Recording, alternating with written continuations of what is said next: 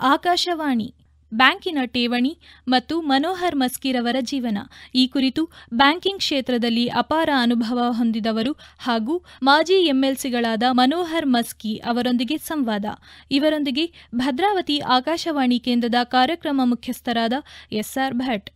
ಕೇಳುಗರೆ, ಈ ಹಿಂದಿನ 2 ವಾರಗಳಲ್ಲಿ ನಾವು ಸಾಲಗಾರರ ಜವಾಬ್ದಾರಿ ಮತ್ತು ಮನಿ ಟ್ರಾನ್ಸ್ಫರ್ ಬಗ್ಗೆ ತಿಳಿಸಿದ್ವಿ. ಇನ್ನೊಂದು ಬ್ಯಾಂಕಿನ ಕ್ಷೇತ್ರ ಇರುವಂಥದ್ದು ಠೇವಣಿಯ ಬಗ್ಗೆ ಇಂದಿನ ವಿಶೇಷ ಮಾಹಿತಿಯನ್ನು ನೀಡೋದಕ್ಕೋಸ್ಕರ ನಮ್ಮೊಂದಿಗಿದ್ದಾರೆ ಮಾಜಿ ಎಂಎಲ್ಸಿಗಳು ಹಾಗೂ ಅತ್ಯುತ್ತಮವಾಗಿ ಬ್ಯಾಂಕಿಂಗ್ ಕ್ಷೇತ್ರದ ಮಹಾನ್ ದಿಗ್ಗಜರಾದಂತಹ ಮನೋಹರ್ ಮಸ್ಕಿ ಅವರು. ಮಸ್ಕಿ ಅವರು, ಈಗ ಹಾಗಿದ್ರೆ ಬ್ಯಾಂಕಿನ ಠೇವಣಿ ಬಗ್ಗೆ ಇವತ್ತು ಮಾತಾಡೋಣ. ಬ್ಯಾಂಕ್ಗಳು 3 ಬೇಸಿಕ್ ಕೆಲಸ, ತುಂಬಾ ಕೆಲಸಗಳು ಮಾಡ್ತವೆ. ಮೂಲಭೂತವಾದ 3 ಕೆಲಸಗಳು ಹೇಳಿದ್ದೇನೆ. ಒಂದು ಠೇವಣಿ, ಸಾಲ ಮತ್ತು ಹಣ ವರ್ಗಾವಣೆ. ಎರಡನ್ನು ಮಾತಾಡಿದೀವಿ. ಮೂರನೇದು ಠೇವಣಿ. ಹಣ ಇಬ್ಬರು ವ್ಯಕ್ತಿಗಳ ಮಧ್ಯದ ವಿಶ್ವಾಸದ ಒಂದು ಮೌಲ್ಯ ಅಷ್ಟೇ. ಆದರೆ ಈ ಮೌಲ್ಯವನ್ನು ಎಲ್ಲಾದರೂ ಇಡಬೇಕಲ್ಲ. ನಾನು ಎಲ್ಲ ಹೂತಿಡಕ್ಕಾಗಲ್ಲ. ಇದನ್ನ ಹಳೆ ಕಾಲದಲ್ಲಿ ಆದ್ರೆ ತಂಬಿಗೆ ಎಲ್ಲೋ ಬಿಂದಿಗೆ ಎಲ್ಲೋ ಚಿನ್ನದ ಕಾಯಿನ್ ಅನ್ನ ಇಟ್ಬಿಟ್ಟು ಆಪದ್ದನ ಅಂತ ಇಡ್ತಾ ಇದ್ರು ಮನೋಹರ್ ಮಸ್ಕಿ ಅವರು. ಈಗ ಏನಾದ್ರೂ ನೋಟನ್ನ ಇಡೋದಕ್ಕೆ ಹೋದ್ರೆ ಅದು ಕೊಳತ ಹೋಗುತ್ತೆ, ಇಲ್ಲ ಹುಳ ತಿಂದು ಹೋಗುತ್ತೆ. ಸೊ ಹಾಗಾಗಿ ನಾವು ಆಮೇಲೆ ಅದು ವರ್ಗಾವಣೆ ಆಗಿದ್ರೆ ಅದಕ್ಕೆ ಬೆಲೆ ಇಲ್ಲ, ಅದು ಒಂದು ತಿಳ್ಕೊಳ್ಬೇಕು ನಾವೀಗ. ಸೊ ಹಾಗಾಗಿ ಬ್ಯಾಂಕ್ಗಳಲ್ಲಿ ನಾವು ಖಾತೆ ತೆಗಿತೀವಿ. ಬ್ಯಾಂಕ್ಗಳಲ್ಲಿ ಠೇವಣಿ ಇಡೋದಕ್ಕೆ ಇರುವಂಥ ಮಾರ್ಗಗಳೇನು ತಿಳ್ಕೊಳ್ಬೇಕು ಇವರು ಭಾಳ ಜನ. ನಾವು ಇದನ್ನು ಅರ್ಥ ಮಾಡ್ಕೊಂಡ್ಬಿಟ್ರೆ ಸಾಕಷ್ಟು ನಮ್ಮ ಏನಂತೀರಿ ಜನ ಇದರ ಉಪಯೋಗವನ್ನು ಪಡ್ಕೊಳ್ಬೋದು. ಬ್ಯಾಂಕ್ಗಳಲ್ಲಿ ಒಂದು ವ್ಯಕ್ತಿ ಖಾತೆ ತೆಗೆದು ವ್ಯವಹರಿಸೋದಕ್ಕೆ 2 ಸರಳವಾದ ಮೊದಲ ಖಾತೆಗಳಿದೆ. ಒಂದು SB ಉಳಿತಾಯ ಖಾತೆ, ಇನ್ನೊಂದು ಚಾಲ್ತಿ ಖಾತೆ, ಕರೆಂಟ್ ಅಕೌಂಟ್. ಇವೆರಡು ಕಾಮನ್. ಉಳಿತಾಯ ಖಾತೆ ಕೇವಲ ವ್ಯಕ್ತಿಗಳಿಗೆ, ಅಂದರೆ ಭೌತಿಕ ವ್ಯಕ್ತಿಗಳಿಗೆ. ಚಾಲ್ತಿ ಖಾತೆ ವ್ಯವಹಾರ ಮಾಡೋ ಸಂಸ್ಥೆಗಳಿಗೆ. ನನ್ನೊಂದು ಪಾರ್ಟ್ನರ್ಶಿಪ್ ಫರ್ಮ್ ಇದೆ, ಕಂಪ್ನಿ ಇದೆ, ಅದನ್ನು ನಾವು ಕರೆಂಟ್ ಅಕೌಂಟ್, ಯಾಕಂದ್ರೆ ಅದು ಬಿಸ್ನೆಸ್ಸಿಗೆ ಬಳಸ್ತೀವಿ. ಉಳಿತಾಯ ಖಾತೆಯನ್ನು ವೈಯಕ್ತಿಕ ವ್ಯವಹಾರಗಳಿಗೆ ಬಳಸ್ತೀವಿ. ಆದ್ದರಿಂದ ಉಳಿತಾಯ ಖಾತೆಗೆ ನಾವು ಬಡ್ಡಿ ಕೊಡ್ತೀವಿ ಬ್ಯಾಂಕ್ನವರು. ಅದು 2ರಿಂದ 7% ಆಯಾ ಬ್ಯಾಂಕ್ಗಳಿಗೆ ಬಿಟ್ಟಿದ್ದು ಎಷ್ಟು ಕೊಡ್ತಾರೆ ಅಂತೇಳಿ. ಆದರೆ ಮುಂಚೆ 6 ತಿಂಗಳು ಒಮ್ಮೆ ಕೊಡ್ತಿದ್ರು. ಈಗ RBI ಹೇಳಿದೆ ಪ್ರತಿ ತಿಂಗಳು ಕೊಡಬೇಕು. ಮುಂಚೆ ಯಾವುದೋ ಒಂದು ತಿಂಗಳಲ್ಲಿ ಒಂದು ಡೇಟ್ ತೊಗೊಂಡು ಅವತ್ತು ಎಷ್ಟು ಇರ್ತದೆ ಮಿನಿಮಮ್ ಬ್ಯಾಲೆನ್ಸ್ ಅದು ಕೊಡ್ತಿದ್ರು. ಈಗ ಅದು ತೆಗೆದು ಎವ್ರಿ ಡೇ ಬ್ಯಾಲೆನ್ಸ್ ಕ್ಯಾಲ್ಕುಲೇಟ್ ಮಾಡಿಕೊಡಿ, ಲೈಕ್ ಓವರ್ ಡ್ರಾಫ್ಟ್. ಅಂದರೆ ನೀವು ಬ್ಯಾಂಕಿಗೆ ಓಡಿ ಕೊಟ್ಟಂಗೆ ಎವ್ರಿ ಡೇ ಇಂಟ್ರೆಸ್ಟ್ ಲೆಕ್ಕ ಹಾಕಿ ತಿಂಗಳಿಗೊಮ್ಮೆ ಕೊಡಬೇಕು. ಹಾಗಾಗಿ ಇದೊಂದು ಒಳ್ಳೆಯ ಒಂದು ಖಾತೆ. ಇಲ್ಲ ಅಂತಂದ್ರೆ ಕ್ವಾರ್ಟರ್ಲಿ ಕೊಡ್ತಾ ಇದ್ರು, ಹಾಫ್ ಇಯರ್ಲಿ ಕೊಡ್ತಾ ಇದ್ರು, ಇಯರ್ಲಿ ಕೊಡೋ ಅಂಥದ್ದು ಕೂಡ ಇತ್ತು ಸಿಸ್ಟಮ್. ಈಗ ಅದೇನು ಇಲ್ಲ, ಎಲ್ಲದು ಪ್ರತಿ ತಿಂಗಳು ಕೊಡ್ತಾರೆ ಮತ್ತು ಎವ್ರಿ ಡೇ ಬ್ಯಾಲೆನ್ಸ್ ಮೇಲೆ ಲೆಕ್ಕ ಕೊಡ್ತಾರೆ. ಹಾಗಾಗಿ ನಿಮ್ಮ ಹಣ ಉಳಿತಾಯ ಖಾತೆಯಲ್ಲಿ ಪ್ರತಿದಿನವೂ ದುಡಿಯುತ್ತದೆ, ನೀವು ಮಲಗಿದಾಗಲೂ. ಹಾಗಾಗಿ ಮನೆಯಲ್ಲಿ ಹಣ ಇಟ್ಕೊಳ್ಳೋ ಬದಲು ಬ್ಯಾಂಕಲ್ಲಿ ಹಾಕಿ, ಇದು ಮೊದಲನೇದು. ಆಗಲೇ ಹೇಳಿದೆ, ಉಳಿತಾಯ ಖಾತೆ ಚಾಲ್ತಿ ಖಾತೆ ಬಿಸ್ನೆಸ್ ಮಾಡೋಕ್ಕೆ ಇರೋದ್ರಿಂದ ಅಲ್ಲಿ ಬಡ್ಡಿ ಕೊಡೋಲ್ಲ. ಉಳಿದಿದ್ದೆಲ್ಲ ಅವರು ಹಣ ವರ್ಗಾವಣೆ ಮಾಡ್ಬೋದು, SB ಅವರು ಮಾಡ್ಬೋದು, ಚಾಲ್ತಿಯವರು ಮಾಡ್ಬೋದು. ಇದು ಬಿಟ್ಟರೆ ನಾವು ಅದರಲ್ಲಿ ಮತ್ತೆ ಬೇರೆ ಬೇರೆ ಮಾಡಿದ್ದೀವಿ. ಉದಾಹರಣೆಗೆ ನೋಡಿಪ್ಪ, ನೀವು SB ಖಾತೆ ಇಟ್ಕೊಂಡಿದ್ದೀರಿ, ನಿಮಗೆ ಸ್ವಲ್ಪ ನೀವು ವಿಶೇಷ ಸೌಲಭ್ಯಗಳು ಬೇಕು. ಅದಕ್ಕೆ ರಿಸರ್ವ್ ಬ್ಯಾಂಕ್ ಏನು ಹೇಳಿದೆ, ನೋ ಫ್ರಿಲ್ ಅಕೌಂಟ್ ಅಥವಾ ಬೇಸಿಕ್ ಸೇವಿಂಗ್ಸ್ ಅಕೌಂಟ್ ಅಂತ. ಅದಕ್ಕೆ ಮಿನಿಮಮ್ ಬ್ಯಾಲೆನ್ಸು ಇಲ್ಲ, ಬೇರೆ ಯಾವ ವೆಚ್ಚಗಳನ್ನು ಹಾಕಲ್ಲ. ನೀವು ಬರ್ರಿ, ಹಣ ಇಡ್ರಿ, ತೊಗೊಳ್ರಿ, ಹೋಗ್ರಿ. ಇಲ್ಲ ನನಗೆ ಚೆಕ್ ಬುಕ್ ಬೇಕು, ನನಗೆ ಜಾಸ್ತಿ ಚೆಕ್ ಬುಕ್ ಬೇಕು, ನನಗೆ ಡೆಬಿಟ್ ಕಾರ್ಡ್ ಬೇಕು, ಇವೆಲ್ಲ ಅಂದಾಗಿ ಜಾಸ್ತಿ ಸೌಲಭ್ಯ ಕೇಳ್ತೀರಿ. ಆವಾಗ ನಾವು ಇಷ್ಟು ಮಿನಿಮಮ್ ಬ್ಯಾಲೆನ್ಸ್ ಇಡಿ, 1,000 ಇಡಿ, 2,000 ಇಡಿ, 5,000 ಇಡಿ. ಅದರ ಮತ್ತೆ ನಾವು ಗೋಲ್ಡು, ಪ್ಲಾಟಿನಮು, ಸಿಲ್ವರು ಅಥವಾ ಏನೋ VIP ಏನೋ ಹೆಸರು ಇಟ್ಕೊಂಡು ಮಾಡ್ತಾರೆ. ಆಯಾ ಬ್ಯಾಂಕು ಮತ್ತು ಆಯಾ ಗ್ರಾಹಕರಿಗೆ ಬಿಟ್ಟಿರೋದು. ಇದು ಬಿಟ್ಟರೆ ನೆಕ್ಸ್ಟ್ ಬರೋದು ನಮ್ಮಲ್ಲಿ ನಿಶ್ಚಿತ ಖಾತೆ ಅಥವಾ ಠೇವಣಿ ಅಂತ ಕರಿತೀವಿ. ಯಾವುದು FD ಅಂತ ಕರಿತೀವಿ. ಭಾಳ ಜನರಿಗೆ FD ಇಡಬೇಕಾದಾಗ ಎಷ್ಟು ವರ್ಷಕ್ಕೆ ಇಡಬೇಕು, ಹೇಗೆ ಇಡಬೇಕು, ಎಲ್ಲಿ ಸಿಗುತ್ತೆ, ಹಿಂಗೆ ಏನೇನೋ ಚರ್ಚೆಗಳು ನಡೆದಿರುತ್ತೆ. FD ಅಂದರೆ ಭಾಳ ಸಿಂಪಲ್ಲು. ಬ್ಯಾಂಕ್ನಲ್ಲಿರೋದು 2 ರೀತಿಯ ಠೇವಣಿಗಳು. ನಮಗೆ ಆ್ಯಸ್ ಎ ಬ್ಯಾಂಕರ್, ಈ ಕಡೆ ಬ್ಯಾಂಕರ್ ಆಗಿ ನೋಡಿದಾಗ, ಬ್ಯಾಂಕರ್ ಆಗಿ ಹೇಳೋದಿದ್ರೆ ಆ ಕಡೆ ನೋಡಿದಾಗ, ಯಾರು ಗ್ರಾಹಕರ ಕಡೆಯಿಂದ ನೋಡಿದಾಗ ಅವರಿಗೆ SB ಖಾತೆ ಬೇರೆ, SB ಒಳಗೆ ಇದಾರ್ತಾರೆ, SB ಇದೆ, ಚಾಲ್ತಿಯಲ್ಲಿ SB ಇದೆ, FDಯಲ್ಲಿ ವೆರೈಟಿ ಇದೆ, ಸರ್ಟಿಫಿಕೇಟ್ ಇದೆ, ಬಾಂಡ್ ಇದೆ, ಹಿಂಗೇನು ಅನ್ಕೋತೀವಿ. ಹಾಗೇನಲ್ಲ, ನಮಗಿರೋದು 2. ಒಂದು ಡಿಮ್ಯಾಂಡ್ ಡಿಪಾಸಿಟ್, ಇನ್ನೊಂದು ಟೈಮ್ ಡಿಪಾಸಿಟ್. ಡಿಮ್ಯಾಂಡ್ ಡಿಪಾಸಿಟ್ ಅಂದರೆ SB ಮತ್ತು ಚಾಲ್ತಿ ಖಾತೆ, ಅವ್ರು ಕೇಳಿದಾಗ ಹಣ ಕೊಡಬೇಕು. ಟೈಮ್ ಡಿಪಾಸಿಟ್ ಅಂದರೆ FD, RD, ಪಿಗ್ಮಿ ಅವೆಲ್ಲ. ಅದರಲ್ಲಿ ಏನಂದರೆ ಇಷ್ಟು ದಿನ ಉಳಿಸ್ತೀನಿ, ಇಷ್ಟು ದಿವಸ ಇಟ್ಟಿರ್ತೀನಿ ನಿಮ್ಮಲ್ಲಿ ಅಂತ ನಾನು ಅಗ್ರಿಮೆಂಟ್ ಮಾಡ್ತೀನಿ, ಅಂದರೆ ಸಹಿ ಮಾಡ್ತೀನಿ ಅಪ್ಲಿಕೇಶನ್. ಅದು based on day wise interest ರೇಟ್ಗಳು ಕೂಡ ವೇರಿ ಆಗ್ತವೆ. ನೀವು ಎಷ್ಟು ದಿವಸ ಇಡ್ತೀರಿ ಅದರ ಮೇಲೆ ನಾನು ಎಷ್ಟು ದಿವಸ ಇದನ್ನು ಬಳಸಬಹುದು, ಬೇರೆಯವರಿಗೆ ಸಾಲ ಕೊಡಬಹುದು ಅಂತ ಯೋಚನೆ ಮಾಡಿ ನಿಮಗೆ ಕೊಡಬೇಕಾದ ಬಡ್ಡಿ ದರಗಳನ್ನು ಹೆಚ್ಚು ಕಡಿಮೆ ಮಾಡ್ಕೋತೀವಿ.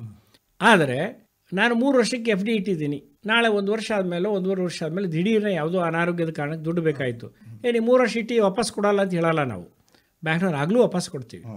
ಆದರೆ ಅವಾಗ ಅವ್ರಿಗೆ 1% 2% ಅವರವರ ನಿಯಮದ ಪ್ರಕಾರ ಅದನ್ನು ನಿಶ್ಚಿತ ಮಾಡಿದ್ದಕ್ಕಿಂತ ಕಡಿಮೆ ಮಾಡಿ ವಾಪಸ್ ಕೊಡ್ತಾರೆ ಅಷ್ಟೇ. ಇದನ್ನೇ ಮನೋಹರ್ ಮಸ್ಕಿ ನಮ್ಮ ಕೇಳಿದ್ರೆ ಇಲ್ಲಿ ಒಂದು ಸ್ಪಷ್ಟಪಡಿಸ್ಬೋಣ. ಬಹಳಷ್ಟು ಜನರಿಗೆ ಯೋಚನೆ ಮಾಡ್ತಿರ್ತಾರೆ, ನಾನು ಎಫ್ ಡಿ ಇಟ್ಟರೆ ಹಣವನ್ನೇ ತೆಗಿಯೋದಕ್ಕೆ ಬರೋದಿಲ್ಲ, ಅದಕ್ಕೆ ಎಸ್ ಬಿ ಅಲ್ಲೇ ಇಟ್ಕೊಂಡ್ಬಿಡ್ತೀನಿ ಅಂತ ತಿಳ್ಕೊಳ್ಳೋರು ಬಹಳಷ್ಟು ಜನ ಇದ್ದಾರೆ.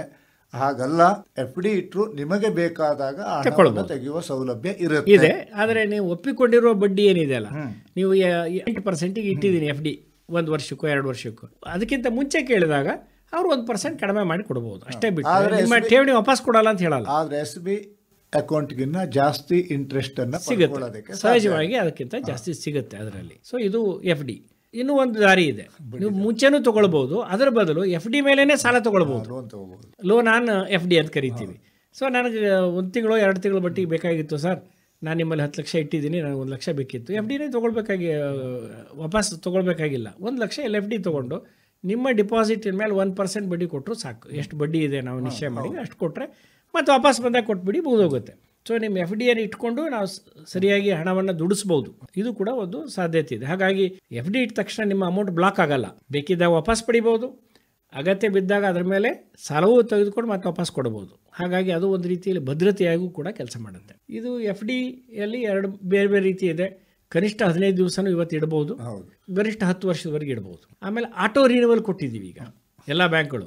ನಾನು 1 ವರ್ಷಕ್ಕೆ ಅಥವಾ 2 ವರ್ಷಕ್ಕೆ ಇಟ್ಟಿದ್ದೀನಿ, ನೆನಪಾಗಲಿಲ್ಲ, ಹಿಂದೆ ಎಲ್ಲ ವಾಪಸ್ಸು ಮತ್ತೆ ಎಫ್ ಡಿ ತೆಗೆದುಕೊಂಡ ಹೋಗಿ ಆ ರಸಿಟ್ಟು ಅಲ್ಲಿ ರಿನಿವಲ್ ಅಂತ ಬರ್ಸ್ಕೊಂಡ್ಬರ್ಬೇಕಿತ್ತು. ಈಗ ಹಾಗೇನಿಲ್ಲ, ಆಟೋ ಕೊಟ್ಬಿಟ್ರೆ ಅದು ಆ ಡೇಟ್ ಮುಗಿತಿದ್ದ ತಾನೇ ಆಟೋ ರಿನಿವಲ್ ಆಗಿಬಿಡುತ್ತೆ, ಇವ್ರು ಹೇಳೋವರೆಗೂ ರಿನಿವಲ್ ಆಗ್ತಾ ಇರ್ತದೆ. ಸೊ ಹಾಗಾಗಿ ಅನೇಕ ರೀತಿಯ ಸೌಲಭ್ಯಗಳು ನಮ್ಮ ಹಣವನ್ನು ದುಡಿಸ್ಲಿಕ್ಕಿದೆ. ಇಲ್ಲಿ ಇನ್ನೊಂದು ಇದೆ, ಸಿನ್ಸ್ ನಾನು ಕೋಆಪರೇಟಿವ್ ಬ್ಯಾಂಕಿಂಗ್ ಸೆಕ್ಟರ್ಲಿಂದ ಬಂದಿರೋದಕ್ಕೆ, ಈ ಕೆಲವು ಬ್ಯಾಂಕ್ಗಳು ಹಾಳಾಗಿಬಿಟ್ಟಿದೆ, ಮುಳುಗಿಬಿಟ್ಟಿದೆ, ನನ್ನ ಠೇವಣಿ ಭದ್ರ ಇದೆಯೇ, ಯಾರ್ದು ಹಣ ಠೇವಣಿ ಬರಲಿಲ್ಲ, ಇವೆಲ್ಲ ಇರುತ್ತೆ. ಇದನ್ನು ಕೂಡ ಅರ್ಥ ಮಾಡ್ಕೋಬೇಕು ಈ ಸಂದರ್ಭದಲ್ಲಿ. ದೇಶದಲ್ಲಿರುವ ಎಲ್ಲ ಬ್ಯಾಂಕ್ಗಳಿಗೂ ಕೂಡ ರಿಸರ್ವ್ ಬ್ಯಾಂಕು ಒಂದು ಭದ್ರತೆಯನ್ನು ಕಲ್ಪಿಸಿಕೊಟ್ಟಿದೆ. ನಾವಲ್ಲಿ insurance guarantee corporation of India ಅಂತ ಮಾಡಿದ್ದೀವಿ. ಅದು 100% subsidiary of the reserve bank of India. ಅವರು ಒಂದು ಖಾತೆಯಲ್ಲಿ ಇರುವ ಹಣ 5 ಲಕ್ಷದವರೆಗೆ ಹಣವನ್ನು ವಾಪಸ್ ಕೊಡ್ತಾರೆ ಆ ಬ್ಯಾಂಕಿಗೆ ಏನಾದರೂ ಅಪಾಯ ಆದಲ್ಲಿ. ಇದನ್ನು ಕೇಳೋರು ನೆನಪಿಟ್ಕೊಳ್ಳಿ, 5 ಲಕ್ಷ ರೂಪಾಯಿವರೆಗಿನ ಬಾಧ್ಯಸ್ಥತೆ RBIಗೆ ಇರುತ್ತೆ. 5 ಲಕ್ಷಕ್ಕಿಂತ ಮೇಲೆ ಇದ್ದರೆ ಆ ಬ್ಯಾಂಕಿಗೆ ಏನಾದರೂ ತೊಂದರೆ ಆದ್ರೂ ಕೂಡ ಅದರ ಮೇಲಿನ ಹಣ ಸಿಗೋದಿಲ್ಲ, ಆದರೆ 5 ಲಕ್ಷ ರೂಪಾಯಿವರೆಗಿನ ಹಣ ಸಿಗುತ್ತೆ. ಇದರಲ್ಲಿ ಇನ್ನೂ ಸ್ವಲ್ಪ ಇದೆ, ಅಷ್ಟು ಸರಳವಾಗಿಲ್ಲ ಇದು. ಅಂದರೆ 5 ಲಕ್ಷ ಹಣ ಸಿಗೋದು ಸರಳ ಇದೆ, ಬೇರೆ ಮಾಹಿತಿಗಳಿದೆ ಹೇಳ್ಬಿಡ್ತೀನಿ. ಹಾಗಾದರೆ ನಾಳೆ ನಾನು ಕೆನರಾ ಬ್ಯಾಂಕಲ್ಲೋ ಕರ್ನಾಟಕ ಬ್ಯಾಂಕಲ್ಲೋ ಸ್ಟೇಟ್ ಬ್ಯಾಂಕಲ್ಲಿ ಇಟ್ಟರೆ ಅಲ್ಲೂ 5 ಲಕ್ಷವೇ ಸಿಗುತ್ತೆ ಅಂತ ಕೇಳಿದರೆ ಇಲ್ಲ, ನಿಮ್ಮ ಸಂಪೂರ್ಣ ಹಣ ಸಿಗುತ್ತೆ. ಯಾವುದೇ ಒಂದು ರಿಸರ್ವ್ ಬ್ಯಾಂಕು ತನ್ನ ವರದಿ ಕೊಡಬೇಕಾದ ವಾರ್ಷಿಕ ವರದಿಯಲ್ಲಿ ಅದರ 2ನೇ ಶೆಡ್ಯೂಲ್ನಲ್ಲಿ ಯಾವೆಲ್ಲ ಬ್ಯಾಂಕ್ಗಳ ಹೆಸರನ್ನು ಹಾಕಿರ್ತದೋ ಅದನ್ನು ಶೆಡ್ಯೂಲ್ಡ್ ಬ್ಯಾಂಕ್ ಅಂತ ಕರಿತೀವಿ. BR ಕಾಯ್ದೆ, ಬ್ಯಾಂಕಿಂಗ್ ರೆಗ್ಯುಲೇಷನ್ ಕಾಯ್ದೆ ಅಡಿಯಲ್ಲಿ ರಿಸರ್ವ್ ಬ್ಯಾಂಕಿಗೆ ಒಂದು ಬಾಧ್ಯತೆ ಇದೆ, ಒಂದು ರೆಸ್ಪಾನ್ಸಿಬಿಲಿಟಿ ಇದೆ. ಏನಂದರೆ ಶೆಡ್ಯೂಲ್ಡ್ ಬ್ಯಾಂಕ್ಗಳನ್ನು ಮುಳುಗದೇ ಇರುವಂಥ ನೋಡಿಕೊಳ್ಳುವ ಜವಾಬ್ದಾರಿ ಸಂಪೂರ್ಣ ಇದೆ ಅವರಿಗೆ. ಯಾಕಂದರೆ ಸರ್ಕಾರಿ ಶೇರ್ ಕೂಡ ಇರುತ್ತೆ, ಅದರಲ್ಲಿ ಸರ್ಕಾರದೇ ಇರಬೇಕು ಅಂತಿಲ್ಲ. ಈ ಉದಾಹರಣೆಗೆ ಕರ್ನಾಟಕ ಬ್ಯಾಂಕ್ ಇದೆ, ಅಥವಾ ಲಕ್ಷ್ಮೀ ವಿಲಾಸ್ ಬ್ಯಾಂಕ್ ಇದೆ, ಅಥವಾ ಈಗ ಸುಕೋ ಬ್ಯಾಂಕೇ ಇದೆ ಕೋಆಪರೇಟಿವ್ ಬ್ಯಾಂಕು. ಈ ಥರದ ಬ್ಯಾಂಕ್ಗಳು ಕೂಡ ಅದು scheduled bank, Karnataka bank scheduled bank ಆಗಿದ್ದಲ್ಲಿ ಅದು ಯಾವುದಾದ್ರೂ ತೊಂದರೆ ಅನುಭವಿಸ್ತಕ್ಕೆ ಇದೆ ಅಂತ ಗೊತ್ತಾಗ್ತಿದ್ದಂತಾನೆ ಆ ಬ್ಯಾಂಕನ್ನು ಇನ್ನೊಂದು ಬ್ಯಾಂಕ್ ಜೊತೆಗೆ ವಿಲೀನಗೊಳಿಸಿ ಅಲ್ಲಿನ ಠೇವಣಿದಾರಿ ಕೊಟ್ಬಿಡ್ತಾರೆ, ಪೂರ್ತಿ ಬಂದ್ಬಿಡುತ್ತೆ. ಅಂದರೆ ಅಲ್ಲಿಯೂ ಕೂಡ ಹಾಗಾಗಿ ಶೆಡ್ಯೂಲ್ಡ್ ಬ್ಯಾಂಕ್ಗಳಿದ್ದಲ್ಲಿ ನೀವು 5 ಲಕ್ಷ ಮಿತಿಯನ್ನು ಯೋಚನೆ ಮಾಡಬೇಕಾಗಿಲ್ಲ, ಹೌದಾ? ಯಾಕೆ ಅಂದರೆ ಅದು ರಿಸರ್ವ್ ಬ್ಯಾಂಕ್ ಮಾಡುತ್ತೆ.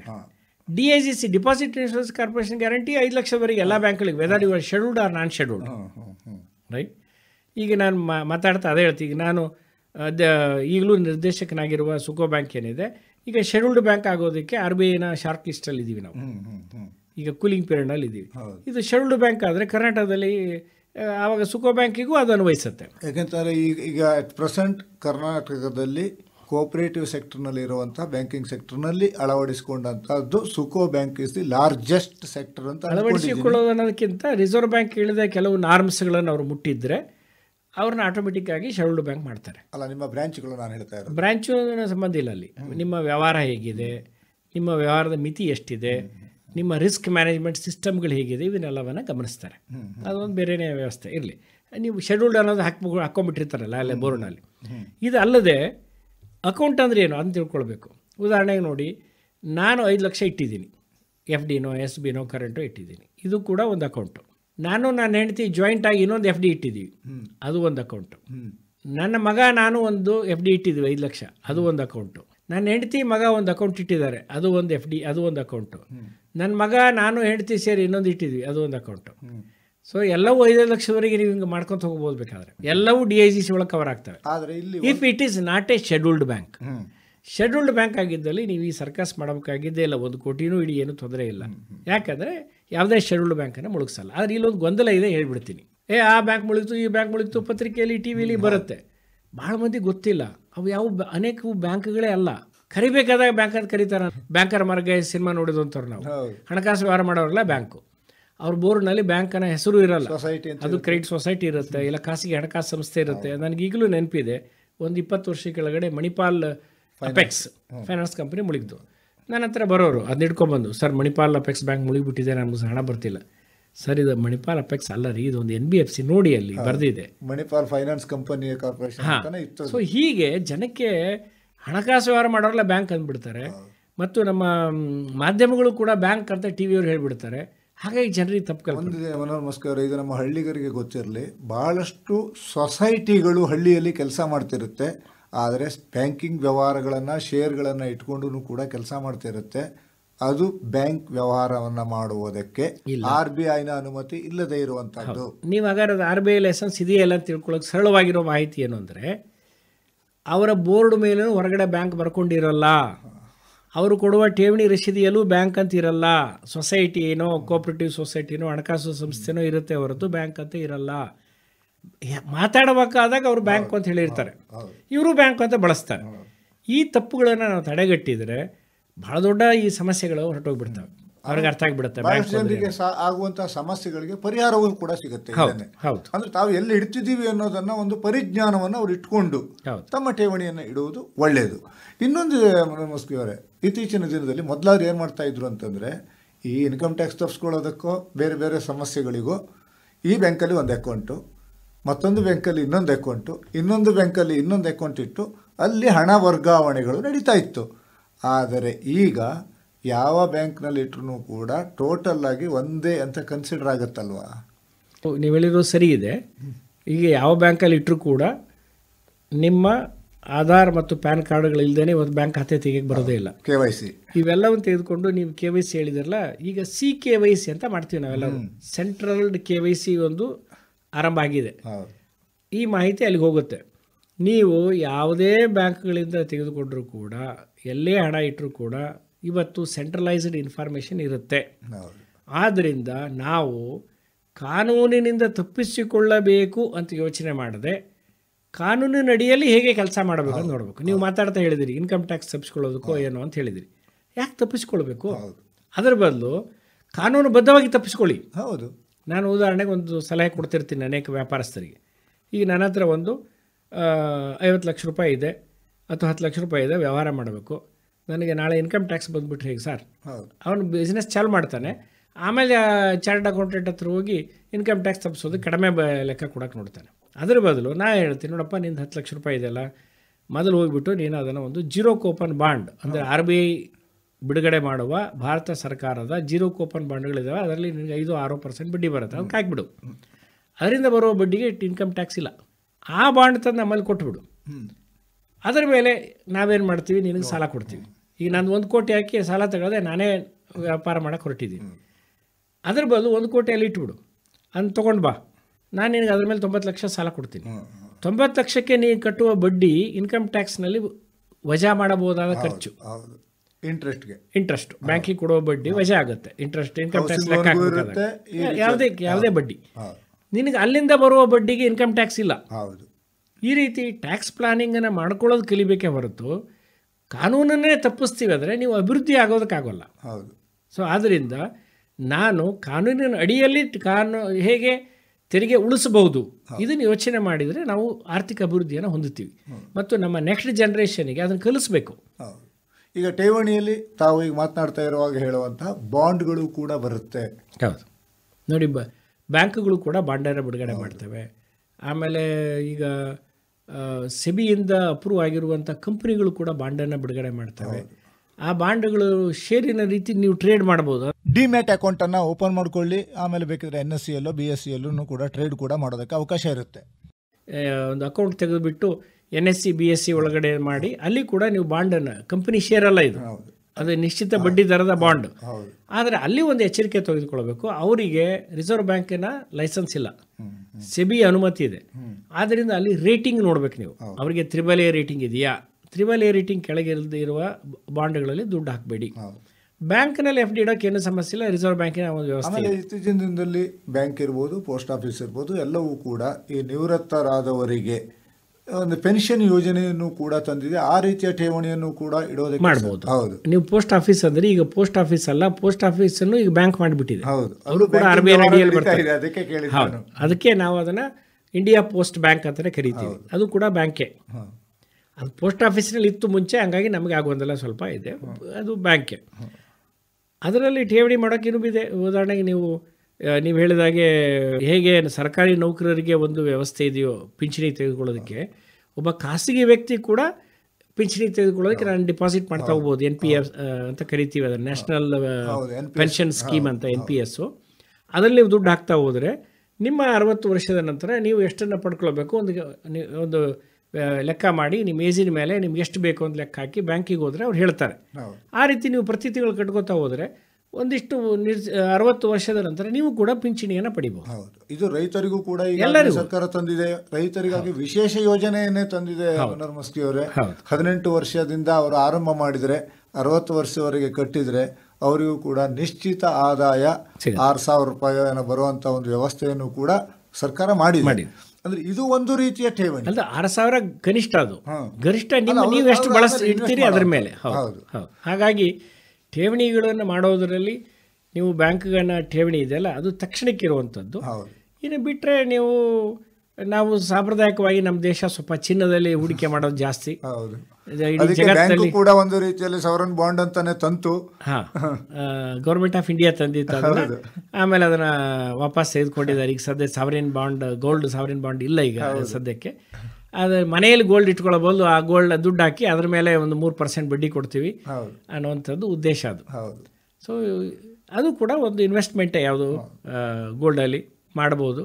ಆದರೆ ಬಂಗಾರದ ದರಗಳು ಯಾವಾಗಲೂ ಏರುತ್ತೆ ಅಂದ್ಕೊಂಡಿದ್ದೀವಿ, ಏರುತ್ತೆ ಇಲ್ಲ ಅಂತಲ್ಲ. ಆದರೆ ಜಗತ್ತಿನ ಒಟ್ಟು ಆರ್ಥಿಕ ವ್ಯವಸ್ಥೆಯ ಆಧಾರದ ಮೇಲೆ ಈ ಚಿನ್ನದ ದರ ಏರಿಳಿತ ಆಗುತ್ತೆ. ಅದನ್ನ ಇಟ್ಕೊಂಡು ಯೋಚನೆ ಮಾಡಿ ಅದರಲ್ಲೂ ಒಂದಿಷ್ಟು ಹಣ ಹಾಕೋದು ಒಳ್ಳೆಯದಲ್ಲ. ಒಂದೇ ಕಡೆ ಹಾಕಬೇಕಾಗಿದೆ. ಯಾವುದೇ ಆಗಲಿ without plan investment is very dangerous. ಖಂಡಿತ. ನೀವು ನಿಮ್ಮ ಹಣವನ್ನ, ಅದು ಒಂದು ಇಂಗ್ಲಿಷ್ ಗಾದೆ ಮಾತಿದೆ, don't put all your eggs in one basket. ಒಂದೇ ಪುಟ್ಟಿಯಲ್ಲೆಲ್ಲ ಇಟ್ಟರೆ ಪುಟ್ಟಿ ಬಿದ್ದೋಗುತ್ತೆ. ಹಾಗೆ ನೀವು ಅದನ್ನು ವಿಂಗಡಿಸಬೇಕಾಗತ್ತೆ. ವಿಂಗಡಿಸಿ ಇಡಿ, ಪ್ಲಾನ್ ಮಾಡಿ. ತಕ್ಷಣಕ್ಕೆ ಇಡಬಹುದಾದ ಸರಳವಾದ ದಾರಿ ಅಂದ್ರೆ ಬ್ಯಾಂಕಿನ ಖಾತೆ. ಅಂದ್ರೆ ಇಮಿಡಿಯೇಟ್ ಆಗಿ ಮನೆ ಎದುರುಗಡೆ ಸಿಗುತ್ತೆ, ಇಲ್ಲ ಹತ್ತಿರ ಇರೋ ಯಾವುದೋ ಬ್ಯಾಂಕ್, SBನೋ FDನೋ ನಿಮ್ಮ ಅನುಕೂಲಕ್ಕೆ ತಕ್ಕಾಗಿ ಇಡಬಹುದಾದಂಥ ಒಂದು ಖಾತೆ. ಹೌದು.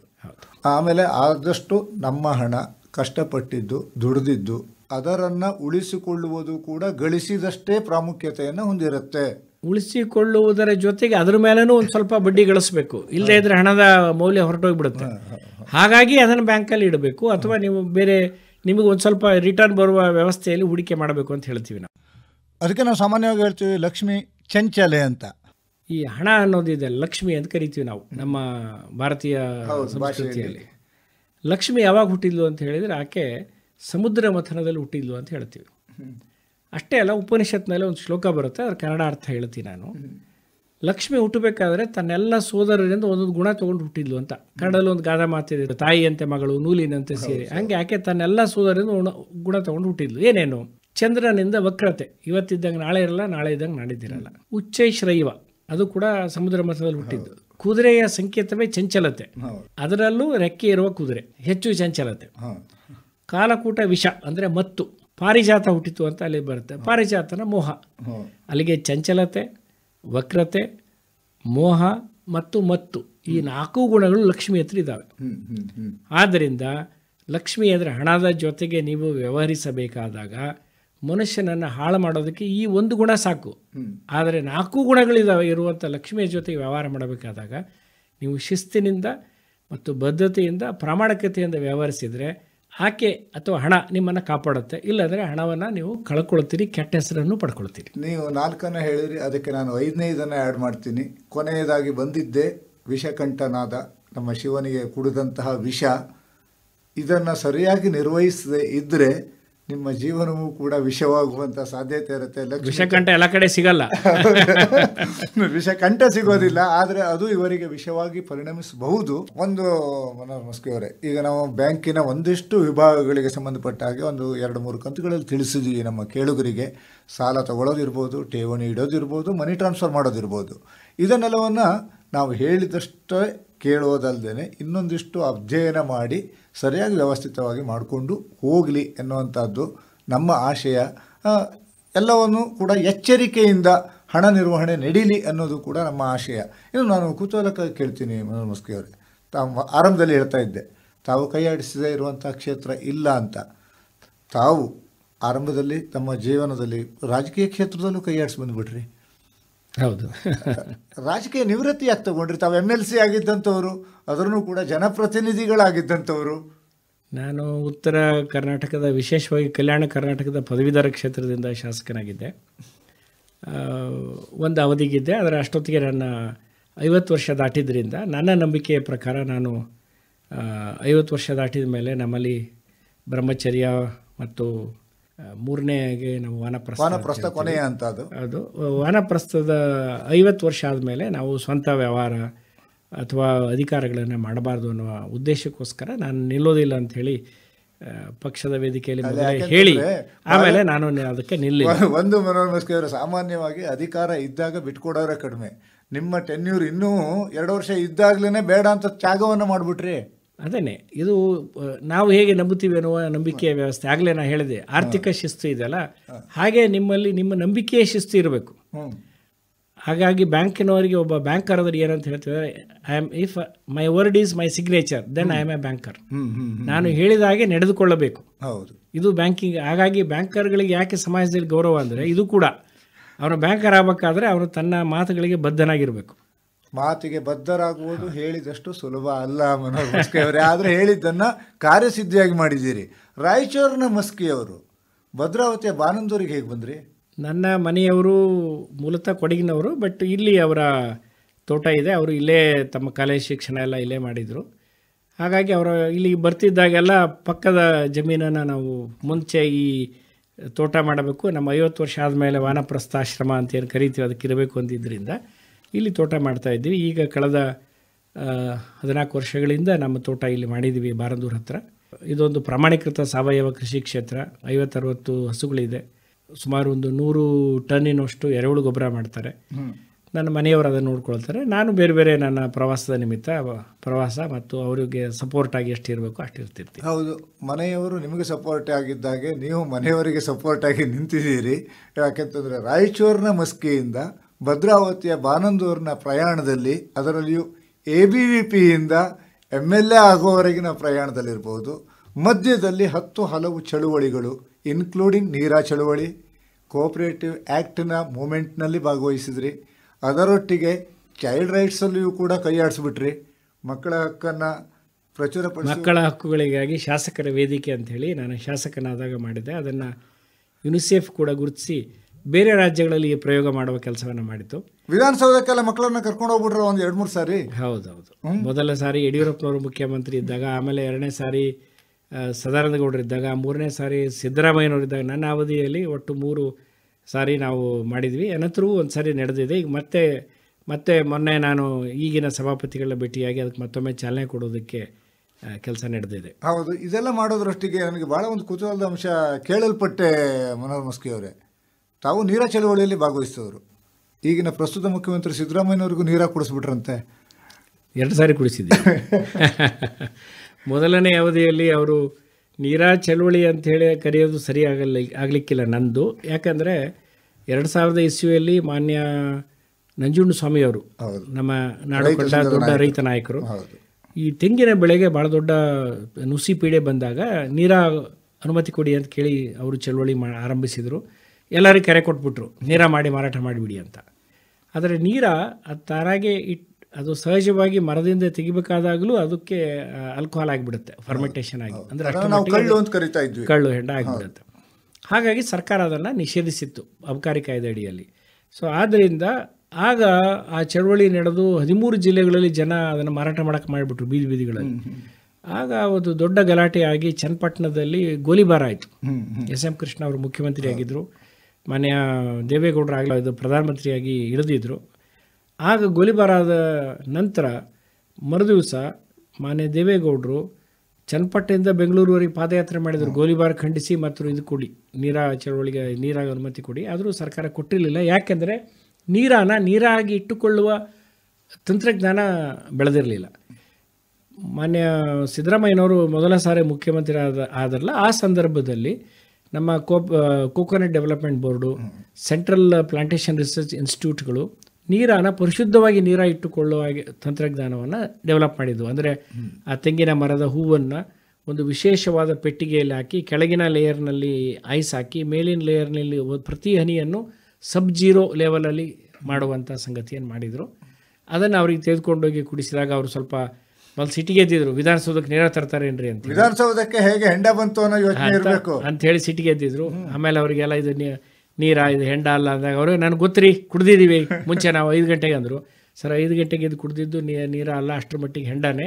ಯಾಕಂದ್ರೆ 4 ಡಿಗ್ರಿ ಟೆಂಪರೇಚರ್ ದಾಟಿದ್ರೆ ಇದು ಫರ್ಮೆಂಟೇಷನ್ ಆಗಿಬಿಡುತ್ತೆ, ಹುಳಿ ಹಾಕಿ ಆರಂಭ ಆಗುತ್ತೆ. ಹಿಮಾಲಯದ ಒಂದು 2-3 ರಾಜ್ಯಗಳು ಬಿಟ್ಟರೆ ನಮ್ಮ ದೇಶದ ಎಲ್ಲ ರಾಜ್ಯಗಳಲ್ಲೂ ವಿಂಟರ್ ಅಂದರೆ ಚಳಿಗಾಲದಲ್ಲಿ ಕೂಡ ಬೆಳಗಿನ ಜಾವ 4 ಗಂಟೆಗೆ 12 ಡಿಗ್ರಿ ಮೇಲೇ ಇರುತ್ತೆ ಟೆಂಪರೇಚರ್. ಹಾಗಾಗಿ ಆಗಲೂ ಹಾಗಾಗಿ ಇದು ಹೆಂಡಾಗಿರುತ್ತೆ. ಆದರೆ ಈಗಿನ ತಂತ್ರಜ್ಞಾನ ಅದನ್ನು ಪರಿಶುದ್ಧವಾಗಿ ಇಟ್ಕೊಳ್ಳೋದಕ್ಕೆ ಇದೆ ಅಂತ ಅವ್ರಿಗೆ ಹೇಳಿದ ಮೇಲೆ ಒಪ್ಕೊಂಡ್ರು. ಮುಂದೆ ಅದು ಕಾಯ್ದೆ ತಿದ್ದುಪಡಿ ಆಯಿತು. ಹಾಗಾಗಿ ನಾವು ಬಾರದೂರಿನಲ್ಲಿ ರಾಜ್ಯದ ಮೊದಲ ನೀರ ರೈತ ಉತ್ಪಾದಕ ಘಟಕ ರೈತರಿಂದನೇ ಪ್ರಾರಂಭ ಮಾಡಿದ್ದೀರಿ. ಇಲ್ಲಿನ ರೈತರು ಮಾಡಿದರು, ನಾನು ಇದ್ದೆ, ನಾನೇ ಮಾಡಿದರೆ. ಈಗಲೂ ಕೂಡ ತಾವು ಈ ಒಂದು ಘಟಕವನ್ನು ಇಟ್ಕೊಂಡಿದ್ದೀರಿ ಅಂತ ಇದೆ. ಬೆಂಗಳೂರಿನಲ್ಲಿ ಸುಮಾರು 13 ಕಡೆ ನಮ್ಮ ನೀರ ಅಲ್ಲಿ ಮಾರಾಟ ಆಗುತ್ತೆ. ಅದು ಲಾಲ್ಬಾಗ್ನಲ್ಲಿದೆ, ಜಯದೇವ ಹಾಸ್ಪಿಟ್ಲಲ್ಲಿದೆ, ಸಂಜಯ್ ಗಾಂಧಿ ಹಾಸ್ಪಿಟ್ಲಲ್ಲಿದೆ, ಎಲ್ಲ ಕಡೆಗಳಲ್ಲೂ ಸಿಗುತ್ತೆ. ಕಬ್ಬನ್ ಪಾರ್ಕಲ್ಲಿದೆ.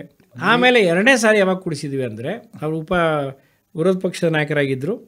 ಆವಾಗ ನೀರ ಕಾನೂನುಬದ್ಧವಾಗಿ ಏನು ತಿದ್ದುಪಡಿಯಾಗಿ ನಾವು ಇದನ್ನು ಆರಂಭ ಮಾಡಿದ ಮೇಲೆ ವಿಧಾನಸೌಧದ ಸಭಾಂಗಣದ ಒಳಗಡೆ ಅಂದರೆ ಲಾಂಚ್ ಅಂತ ಹೇಳಿದಲ್ಲ, ಹೌದು, ಸ್ಪೀಕರ್ ಅವರ ಅನುಮತಿ ಪಡೆದು ಲಾಂಚಲ್ಲೇ ಅದನ್ನು ಹಾಕಿ, ಆವಾಗ ಸಿದ್ದರಾಮಯ್ಯನವರು ವಿರೋಧ ಪಕ್ಷ ನಾಯಕರಾಗಿದ್ದರು. ಎಲ್ಲರನ್ನೂ ಕರ್ಕೊಂಡು ಬಂದು ಅವರೇ ಕುಡಿಸಿದ್ರು, ನಾನೇ ಅನುಮತಿ ಕೊಟ್ಟಿದ್ದಪ್ಪ ತಗೊಳ್ಳಿ ಅಂತ ಹೇಳಿ. ಅಂದರೆ ಇದರ ಮಹತ್ವವನ್ನು ತಿಳಿಸಿರಿ. ಇದು ಆರೋಗ್ಯಕ್ಕೂ ಕೂಡ ಅಷ್ಟೇ ಪ್ರಮುಖ ಅನ್ನೋದು ನಮ್ಮ ಕೇಳುಗರಿಗೂ ಗೊತ್ತಿರಲಿ. ಹೆಂಡ ಮತ್ತು ಕಳ್ಳಿಗೂ ನೀರಾಗೂ ಬಹಳ ವ್ಯತ್ಯಾಸ ಇದೆ. ನೀರ ಪ್ಯೂರ್ಲಿ ಇದ್ದು ಬಹಳ zero alcohol, zero alcohol, but sugar content highest ಇರುವಂಥದ್ದು.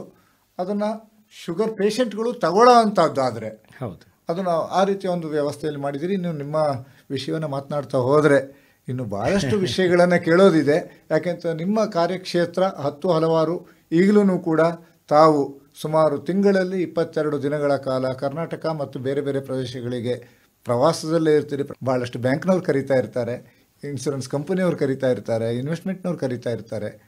ರಾಜಕೀಯ ಚಟುವಟಿಕೆಗಳನ್ನು ಹೊರತುಪಡಿಸಿ ಒಂದು ರೀತಿಯಲ್ಲಿ ರಾಜಕೀಯ ಚಟುವಟಿಕೆಯಲ್ಲಿ ಇಲ್ಲ, ರಾಜಕೀಯ ಸನ್ಯಾಸವನ್ನು ಸ್ವೀಕರಿಸಿ ಈಗ ಒಂದು ರೀತಿಯಲ್ಲಿ ನೀವೇ ಹೇಳೋ ಹಾಗೆ ವಾನಪ್ರಸ್ಥಾಶ್ರಮದಲ್ಲಿ ಇದ್ದೀರಿ. ಮುಂದೆ ಪ್ರತಿಯೊಬ್ಬ ರಾಜಕೀಯ ವ್ಯಕ್ತಿಯು ಕೂಡ ಸಾಮಾಜಿಕ ಕಾರ್ಯಕರ್ತನೇ, ಆದರೆ ಅದನ್ನು ಮರೆತು ಬಿಟ್ಟಿದ್ದೀವಿ.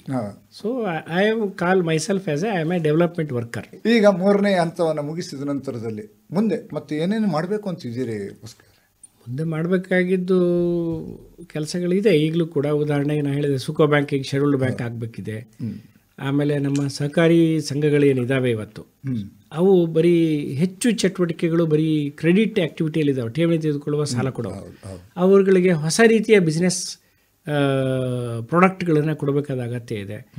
ಅವರಲ್ಲಿ ಮ್ಯಾನೇಜ್ಮೆಂಟ್ ಸ್ಕಿಲ್ನ ತರಬೇಕಾದ ಅಗತ್ಯ ಇದೆ. ಇದು ಕೂಡ ಇನ್ನೂ ನಮ್ಮ ಮುಂದೆ ಇರುವಂಥ ಚಟುವಟಿಕೆಗಳು. ಇನ್ನು ನಾನು ಸುಮಾರು ಒಂದು 40ಕ್ಕೂ ಹೆಚ್ಚು FPOಗಳ ಜೊತೆ ಕೆಲಸ ಮಾಡ್ತಿರ್ತೀನಿ, ಫಾರ್ಮರ್ ಪ್ರೊಡ್ಯೂಸರ್ಸ್ ಆರ್ಗನೈಸೇಷನು. ಅಲ್ಲಿ ಹೊಸ ರೀತಿಯ ಬೇರೆ ಚಟುವಟಿಕೆಗಳನ್ನು ಏನು ಮಾಡ್ಬೋದು, value addition to the farmers, ಅದು ಇದೆ. ಹಾಗೆ ನಾವು ಕೆಲವು ಸ್ನೇಹಿತರು ಎಲ್ಲ ಸೇರಿಕೊಂಡು ಇನ್ಕ್ಯುಬೇಷನ್ ಫಾರ್ ಸೋಷಿಯಲ್ ಎಂಟರ್ಪ್ರೈಸ್ ಅಂತ ಮಾಡಿದ್ವಿ. ಹೀಗೆ ಸ್ಟಾರ್ಟಪ್ ಅಂತ ಹೇಳ್ತೀವಲ್ಲ, ಅದಕ್ಕೆ ನಾವು ಈಗ ಕೊಪ್ಪಳ ಜಿಲ್ಲೆ ಆಯ್ಕೆ ಮಾಡಿದ್ವಿ. ಅಲ್ಲಿ ಸೋಷಿಯಲ್ ಎಂಟರ್ಪ್ರೈಸ್ ಮಾಡೋರಿಗೆ ಹ್ಯಾಂಡ್ ಹೋಲ್ಡಿಂಗ್ ಇರ್ಬೋದು, ಟ್ರೈನಿಂಗ್ ಇರ್ಬೋದು, ಕ್ಯಾಪಿಟಲ್ ಇನ್ವೆಸ್ಟ್ಮೆಂಟ್ ಇರ್ಬೋದು, ಅಂದರೆ ಸಾಮಾಜಿಕವಾಗಿ ಪರಿಣಾಮ ಬೀರುವಂಥ ಉದ್ದಿಮೆಗಳನ್ನು ಮಾಡೋದಕ್ಕೆ ಆ ಒಂದು ಚಟುವಟಿಕೆ ಕೈಗೆತ್ತಿಕೊಂಡಿದ್ದೀವಿ. ಈಗಾಗಲೇ ನಾನು ಕಳೆದ 2 ತಿಂಗಳಲ್ಲಿ 2 ಬಾರಿ ಒಂದೊಂದು ದಿವಸ ಈ ಉದ್ದೇಶಕ್ಕೆ ಕೊಪ್ಪಳ ಜಿಲ್ಲೆ ಭೇಟಿ ಕೊಟ್ಟು ಅವರು ಅಲ್ಲಿರುವಂಥ ಆಸಕ್ತಿ ಇರುವ ವ್ಯಕ್ತಿಗಳ ಜೊತೆಗೆ ಚರ್ಚೆ ಮಾಡಿ ಬಂದೆ. ಈ ರೀತಿ ಒಂದು ಸೋಷಿಯಲ್ ಎಂಟರ್ಪ್ರೈಸ್ ಚಟುವಟಿಕೆಗಳು ಕೂಡ ಇದೆ. ಹೌದು, ಆದರೆ ನಿಮ್ಮನ್ನು ನೋಡಿದರೆ ಒಂದು ರೀತಿಯಲ್ಲಿ ವಾನಪ್ರಸ್ಥದಲ್ಲಿ ಇದ್ದೀರಿ ಅಂತ ಅನಿಸೋದೇ ಇಲ್ಲವಲ್ಲ ಮನೋಹರ್ ಮಸ್ಕಿ ಅವರೇ? ವಾನಪ್ರಸ್ಥ ಅಂತ ಹೇಳಿದರೆ ಹಳೆಯ ಕಾಲದ ರೀತಿಯಲ್ಲಿ ತಪಸ್ಸು ಮಾಡೋದಲ್ಲ, ಸಮಾಜದ ಕೆಲಸ ಮಾಡೋದೇ ತಪಸ್ಸು. ಯಾಕೆಂತಂದರೆ ನಿಮ್ಮ ಮುಖದಲ್ಲಿ ಸೇವೆ, ನಿಮ್ಮ ಮುಖದಲ್ಲಿನ ತೇಜಸ್ಸು, ನಿಮ್ಮ ವಯಸ್ಸಿಗೂ ನಾವು ಟ್ಯಾಲಿ ಮಾಡೋದಕ್ಕಾಗೋದೇ ಇಲ್ಲ. ಒಂದು ರೀತಿಯಲ್ಲಿ ಪರಿಸರದ ಮಡಿಲಿನಲ್ಲಿ ಗೋ ಸಾಮ್ರಾಜ್ಯದಲ್ಲಿ ತಾವು ಈ ಭದ್ರಾವತಿಯ ಬಾರಂದೂರಿನಲ್ಲಿ ಇದ್ರೂ ಕೂಡ ನಾವು ಭಾಳಷ್ಟು ಸಾರಿ ನಿಮ್ಮನ್ನು ಕರೆಯೋದಕ್ಕೆ ಫೋನ್ ಮಾಡಿದಾಗೆಲ್ಲನೂ ಕೂಡ ತಾವು ಟೂರ್ನಲ್ಲಿ ಇರ್ತಾಯಿದ್ರಿ. ಇವತ್ತು ಸಮಯ ಮಾಡಿಕೊಂಡು ಬಂದಿದ್ದೀರಿ, ಭಾಳಷ್ಟು ವಿಷಯಗಳನ್ನು ತಿಳಿಸಿದ್ದೀರಿ. ತಿಳಿಸೋದು ಇನ್ನೂ ಬಹಳಷ್ಟಿದೆ. ಕೆಲವೊಂದು ವಿಷಯಗಳನ್ನು ಮಾತ್ರ ತಿಳಿಸೋ ಪ್ರಯತ್ನವನ್ನು ಮಾಡಿದ್ದೀವಿ. ಭಾಗವಹಿಸಿ ಮಾಹಿತಿ ನೀಡಿದ್ದಕ್ಕೆ ಧನ್ಯವಾದ, ನಮಸ್ಕಾರಗಳನ್ನು ಹೇಳ್ತಾ ಕೊನೆಯದಾಗಿ ತಾವು ಕೇಳೋರಿಗೆ ಏನಾದರೂ ಹೇಳೋದಿದ್ರೆ ಹೇಳ್ಬೋದು. ಇನ್ವೆಸ್ಟ್ಮೆಂಟ್ ಬಗ್ಗೆ ಹೇಳಿದ್ದೀರಿ, ಧಾರ್ಮಿಕ ಒಂದಷ್ಟು ತತ್ವಗಳನ್ನು ತಿಳಿಸಿದ್ದೀರಿ, ತಮ್ಮ ಸೋಷಿಯಲ್ ಆ್ಯಕ್ಟಿವಿಟಿಯ ಬಗ್ಗೆ ಒಂದೆರಡು ಮಾತುಗಳನ್ನು ಹೇಳೋದಕ್ಕೆ ಸಾಧ್ಯ ಆಯಿತು. ಮನೋಹರ್ ಮಸ್ಕಿ ಅವರೇ, ಧನ್ಯವಾದ, ನಮಸ್ಕಾರ. ನಮಸ್ಕಾರ, ಥ್ಯಾಂಕ್ ಯು. ಇದುವರೆಗೆ ಬ್ಯಾಂಕಿನ ಠೇವಣಿ ಮತ್ತು ಮನೋಹರ್ ಮಸ್ಕಿರವರ ಜೀವನ ಈ ಕುರಿತು ಬ್ಯಾಂಕಿಂಗ್ ಕ್ಷೇತ್ರದಲ್ಲಿ ಅಪಾರ ಅನುಭವ ಹೊಂದಿದವರು ಹಾಗೂ ಮಾಜಿ ಎಂಎಲ್ಸಿಗಳಾದ ಮನೋಹರ್ ಮಸ್ಕಿ ಅವರೊಂದಿಗಿನ ಸಂವಾದ ಕೇಳಿದಿರಿ. ಇವರೊಂದಿಗೆ ಭಾಗವಹಿಸಿದವರು ಭದ್ರಾವತಿ ಆಕಾಶವಾಣಿ ಕೇಂದ್ರದ ಕಾರ್ಯಕ್ರಮ ಮುಖ್ಯಸ್ಥರಾದ SR ಭಟ್.